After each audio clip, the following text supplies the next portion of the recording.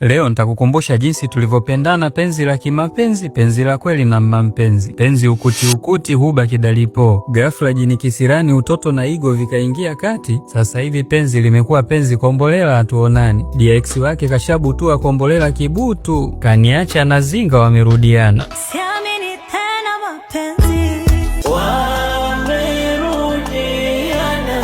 Yasikukute alomkuta chipupute, ukazinga na usingo. Mpikie mahabuba wako shawarma za kuku, ale atulie miajenge. Hata kama ujui kupika, hii unaweza kwa recipe rahisi kutoka kwa Chipupute. Steki ya kuku, toa ngozi na mifupa, chana ichanue, upate mapana lakini iwe nyembamba, viungo viingie na iive. Tena viungo vichache kutoka Mima Fresh, account nimeitagi hapo chini. Quality imezingatiwa, delivery popote. Anza na chicken masala, ongeza upendo wa mama chumvi, malizia na vinegar pamoja na mafuta. Alafu mfanyie scrub kuku wako taratibu na umwache apumzike dakika 15 au zaidi. Wakati anapumzika, wewe unahamia kwenye sosi yako ya shawarma. Anza na mayonnaise, ongeza pilipili manga pamoja na pilipili ya unga, chumvi kiasi, maji ya limao moja, sukari vijiko viwili, mafuta ya kula, tomato paste, afu changanya vizuri. Bila kumsahau saumu kijuba, ongeza kitunguu saumu kilichotwangwa, changanya tena namna hii. Kama anapokuchanganya mpenzi wako kwa kuglow na mnajuana, upendo wa imani pesa hamna, bado kuna michongo mnasikilizia. Na wewe tumia Brembo Coffee Scrub mglow wote. Msichanganyane kwa wivu wa mapenzi, mpendane, mwachanganya walimwengu, tena kwa